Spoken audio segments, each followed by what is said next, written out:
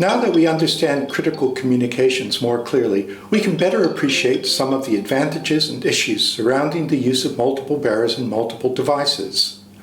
At first glance, running multiple bearers may seem inefficient. Why not have just radio or just cellular to carry communication services? The short answer is that each bearer has some advantages and some disadvantages.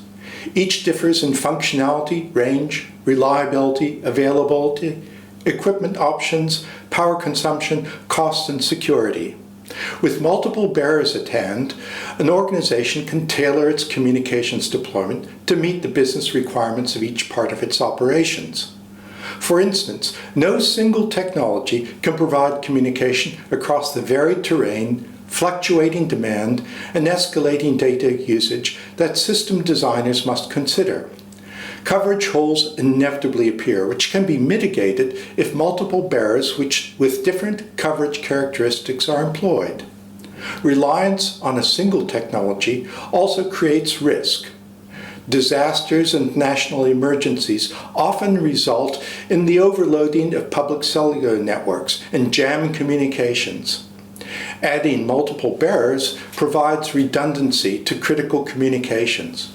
For example, the 2005 London Underground bombings overloaded the cell phone systems, but LMR radio in the buses provided alternative communications channels for London transport.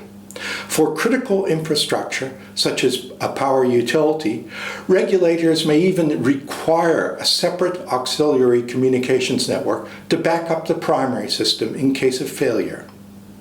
And sometimes it just makes sense to add a bearer to gain new capabilities. For example, however good LMR is for voice communications, its data capabilities are quite limited.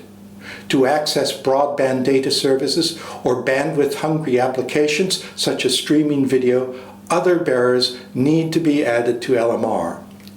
A single bearer communication system also restricts the choice of devices for your staff.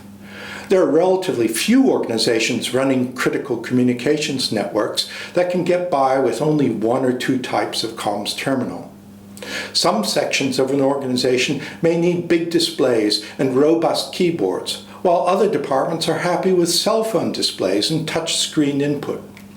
Field handhelds are usually ruggedized, often intrinsically safe, and may sport noise-canceling microphone headsets, while office comms, on the other hand, can dispense with all of these features. It makes commercial as well as operational sense to let the diverse requirements of work drive the choice of bearers and devices rather than force a solution based on what can be achieved and is available within a single technology. Smarter communication solutions can be conceived through the integration and management of multiple technologies and the devices they support.